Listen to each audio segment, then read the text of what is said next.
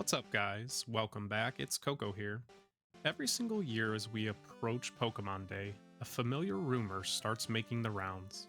Nintendo is finally bringing the original Pokemon games back to the Switch. But year after year, these rumors never quite pan out.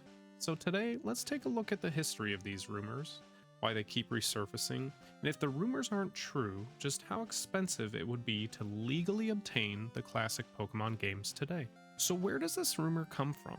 Well, for years, fans have speculated that Nintendo and Game Freak might finally release the classic Pokemon games, Pokemon Red, Pokemon Blue, Pokemon Gold, Pokemon Silver, and Pokemon Crystal on the Nintendo Switch. We've seen similar ports before. The 3DS Virtual Console brought us these titles back in 2016 and 2017, but the Switch? Nothing yet. Every February, as we inch closer to Pokemon Day on February 27th, leaks, insider sources, and fan speculation fuel the hope that this will be the year Nintendo makes the announcement. And sometimes it even seems plausible. With the release of the Nintendo Switch Online expansion pack bringing the classic Game Boy and Game Boy Color games to the service, it feels like a no-brainer to add Pokemon to the mix. But for whatever reason, it just hasn't happened yet. So why hasn't Nintendo pulled the trigger on this? Well, there's a few theories. Pokemon Company's strategy, they could be pushing remakes and new content instead of straight ports. Pokemon Let's Go Pikachu and Eevee were sort of a modernized take on Pokemon Yellow. Licensing and monetization? Maybe they're holding out for a more profitable way to release these games. Could we see them bundled into a special anniversary edition down the line? Or Pokemon Home compatibility issues? If classic games came to the Switch, would they integrate with Pokemon Home? Would Nintendo have to modify the games to support modern features?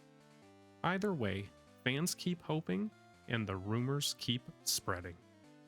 Now let's talk about the real kicker here. If Nintendo isn't bringing these classics to the Switch anytime soon, how much would it cost to get a legitimate copy of each of them today? Being an avid collector of Nintendo handhelds and Pokemon games, this sits near and dear to my heart. So let's check out the current market prices today for authentic cartridges of the original Game Boy and Game Boy Color Pokemon games. Using information from pricecharting.com, which is a great resource to find the market value of a video game or console, here's what I found. For all of these, I'm just going to focus on the loose price of just the game, no box or manual included. Pokemon Red is currently sitting at $71, Pokemon Blue is at $64, Pokemon Gold at $62, Pokemon Silver at $56, and Pokemon Crystal, since it's a fan favorite, prices for this one are even higher, with a market of $149. And keep in mind, since these games rely on old battery save systems, many copies may no longer save properly unless you replace the battery, which can add to the cost as well. In order to play these games, you would likely need to have a handheld device. There's many to choose from, but my pick here would be based on what can play a large variety of titles with good quality, but not the best quality, which would be a Game Boy SP. This allows us to play games from Game Boy Color, and, looking ahead a bit, the Game Boy Advance.